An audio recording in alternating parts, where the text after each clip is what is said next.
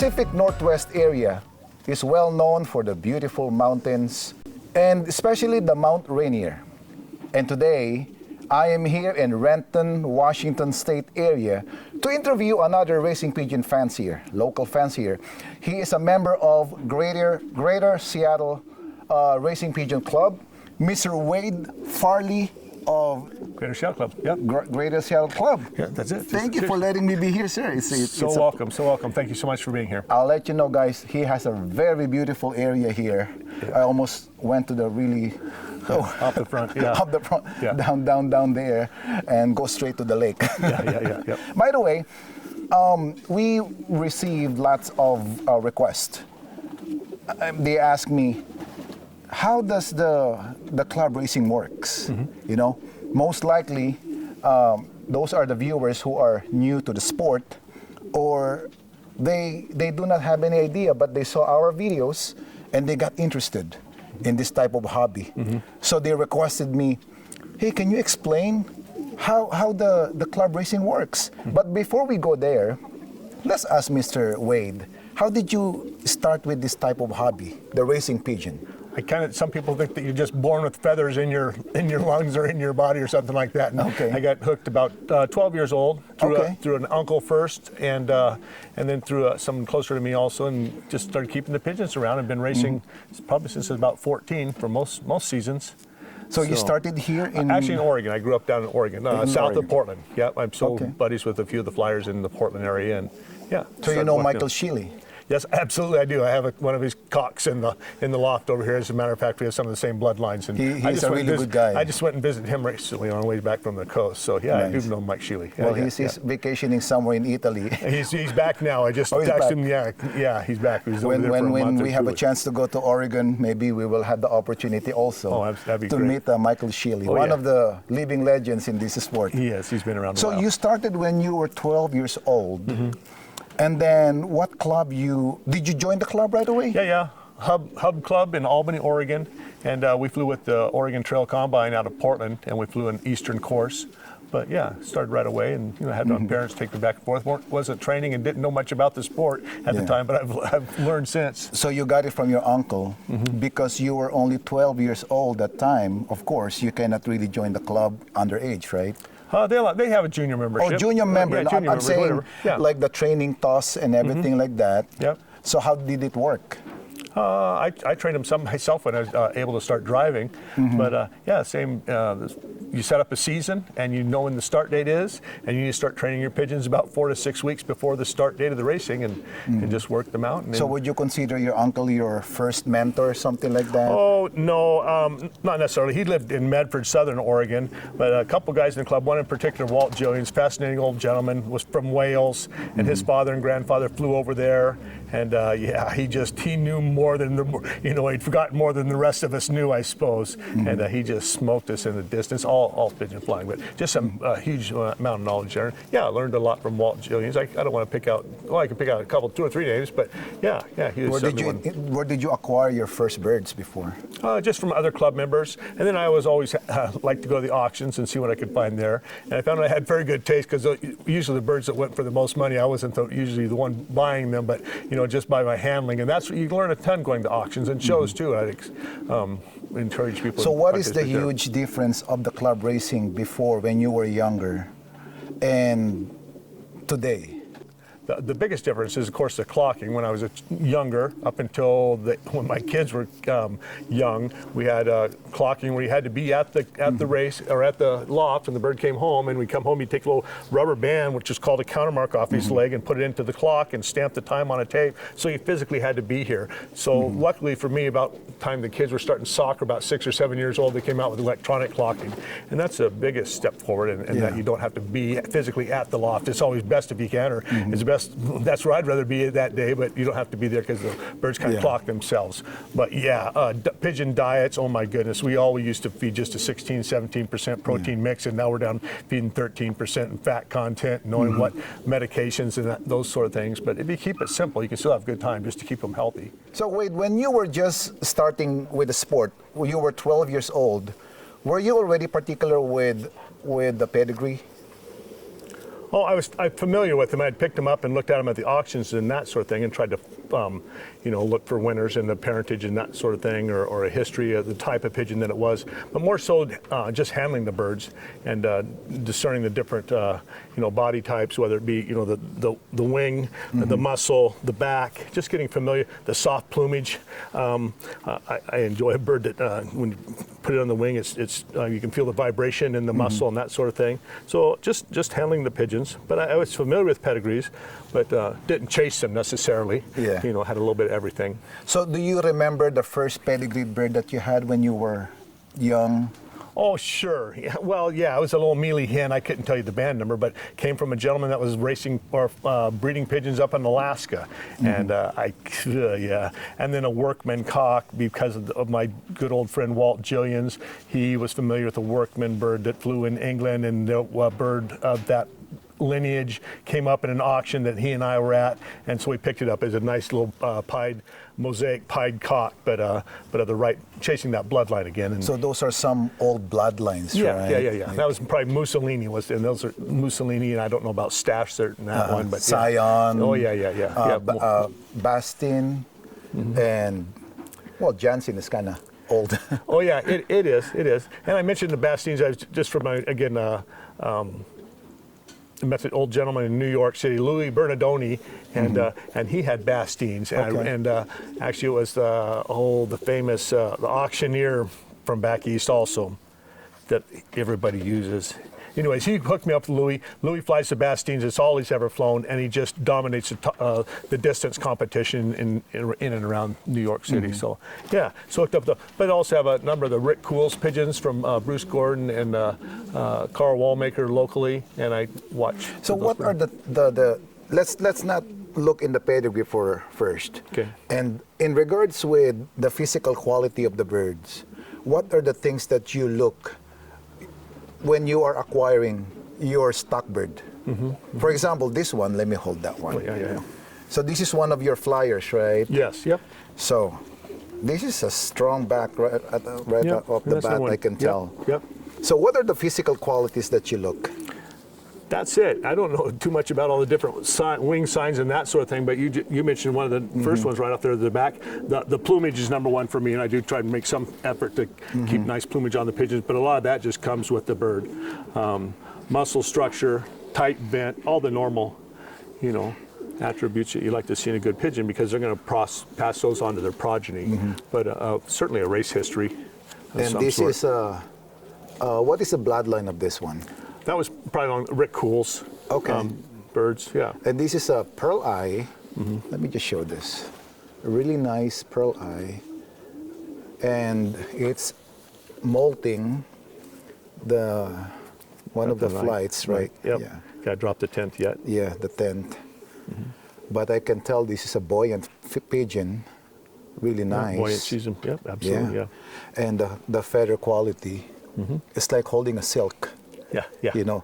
That's what you want with your pigeon. When you hold it and rub it, it's like holding a silk. And I'm even kind of sweaty feeling because of that silkiness. You know that feeling? Because it's so silky, you got the sweaty feeling, but it's not sweating. Nice. And then today, you're going to have a race, right? Yeah. So this is a loading. We're shipping for the last race of the season. And that will be from Grants Pass, Oregon, I think about 370 air miles to my house, and they'll release that on Saturday. But we'll get together, and that's, we talk about club shipping. Yeah. So I've prepared my birds starting before the season started. You start training them out, and they've been through the series of races. I don't know, this is sixth, seventh weekend or something.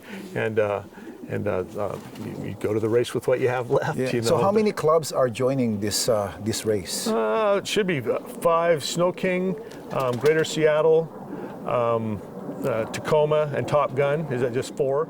Two things we're doing today. It's our futurity, the Puget Sound Futurity, and those are bands that are marked as such that you purchase at the beginning of the year, and that was our prize fund for this race. And then in addition to the PSF race, we're having an earlier release of bonus birds, so all your birds that are not PSF banded, you pay an entry fee for that, and then ship those to the other race. We'll have actually 2 races on Saturday. So when it comes with club racing, how do you prepare your birds? Like, diet-wise, like, let's say 2 weeks prior to the final race, which is 350, that is a hard, long race, right? 350. Yes, yep. So what are the preparations that you do?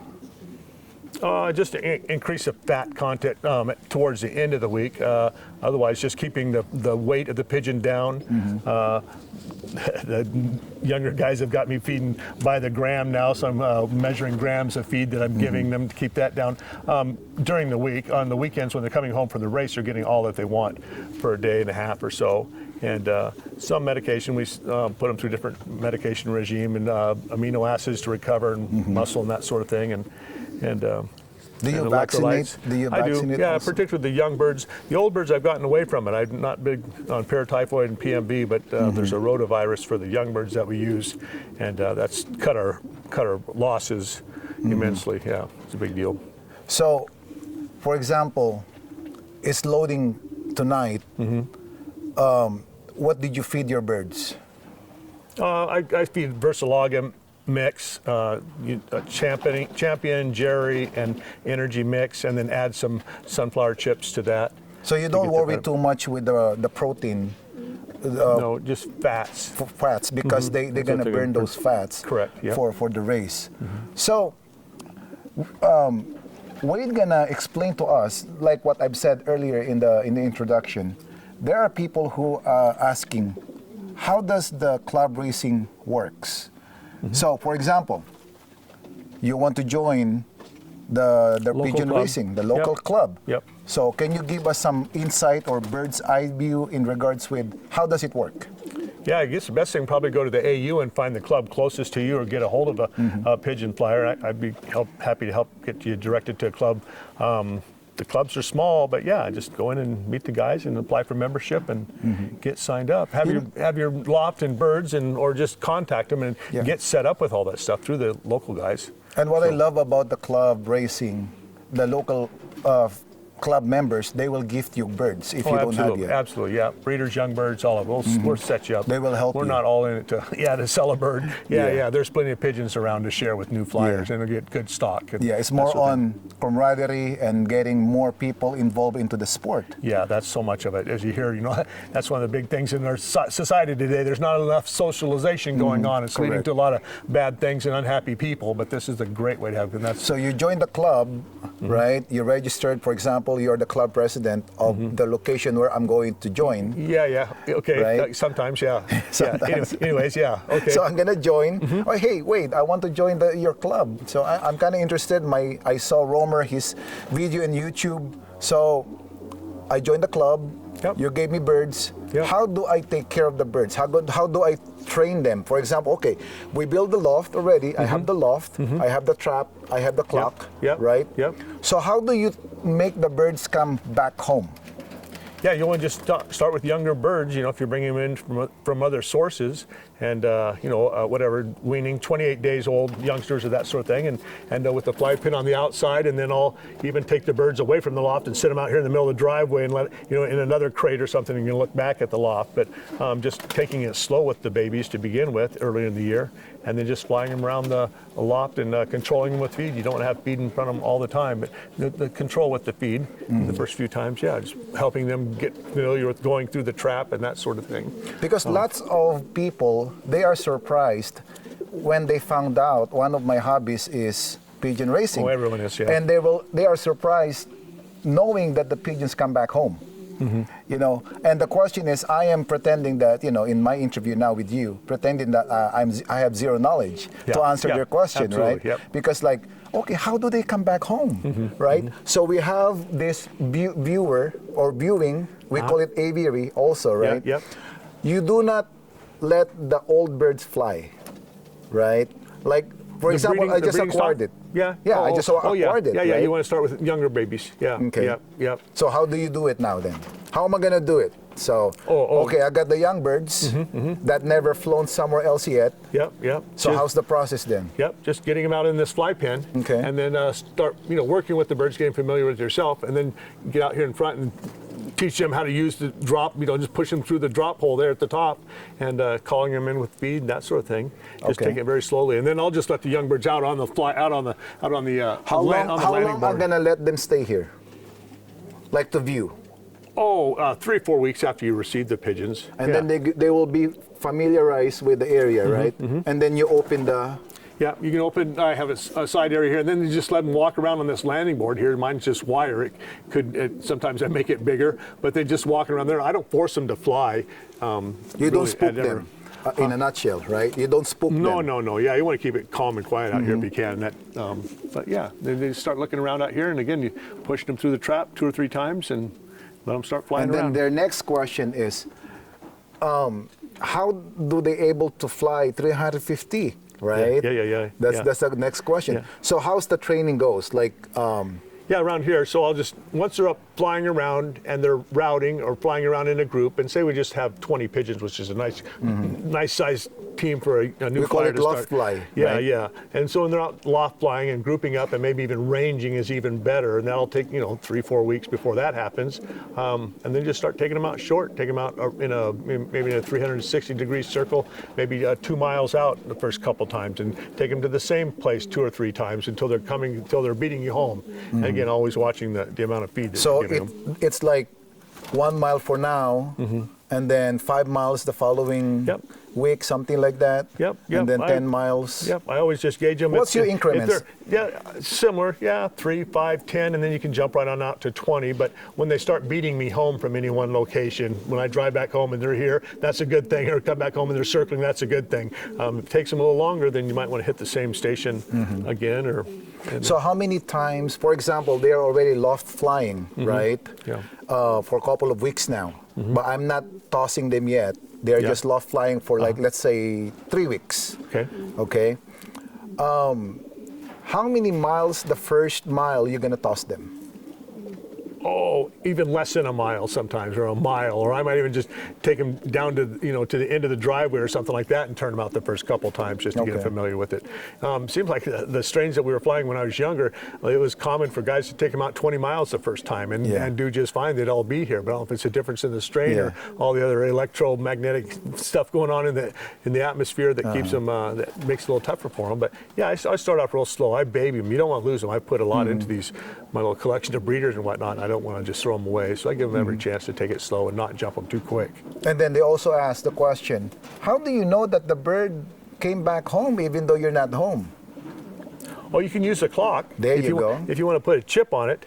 I generally don't chip my young birds until I'm ready to ship them to a race the first time. But with that chip, I mean, you can toss them out and then go to work. And for them to see, that's the chip.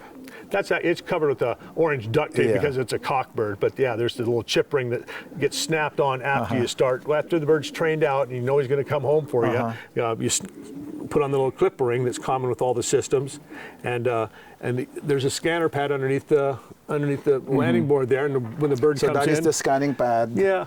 We call it landing pad, right? Yeah.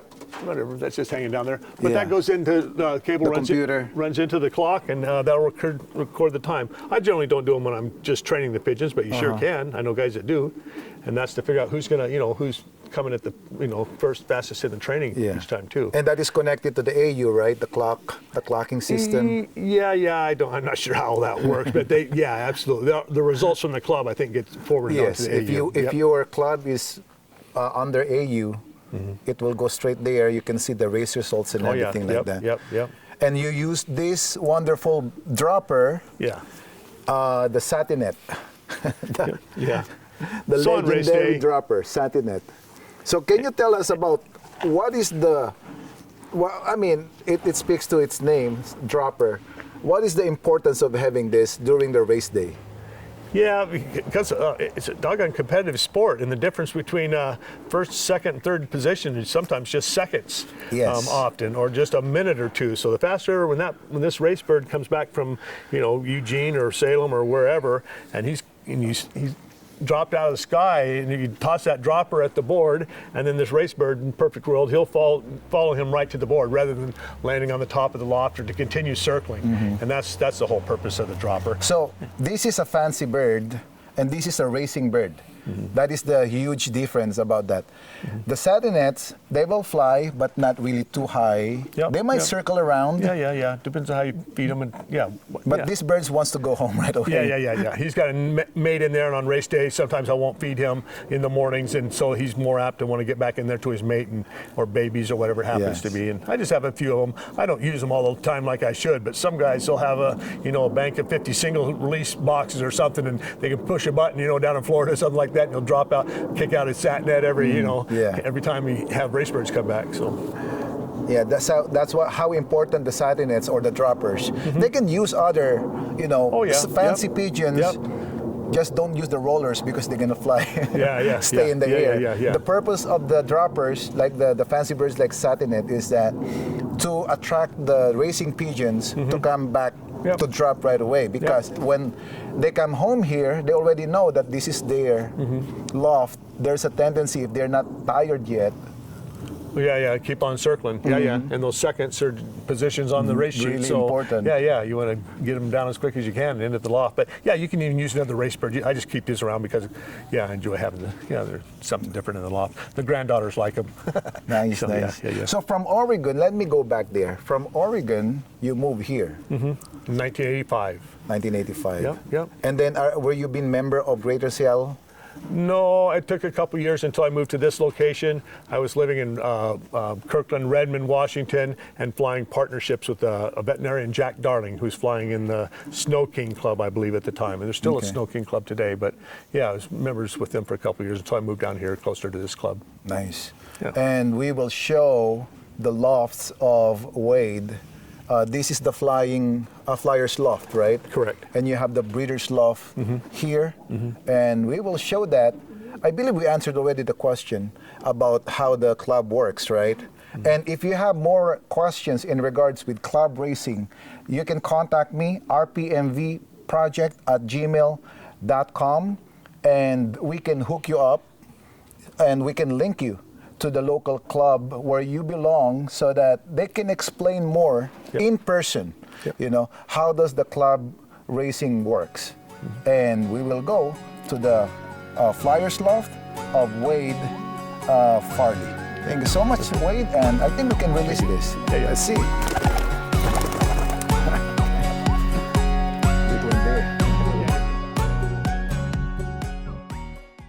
But I have some of the old bloodlines in my current stock too, Bastines, that I'm pretty happy with so far too. Okay. So, Bastine is one of the old bloodline also.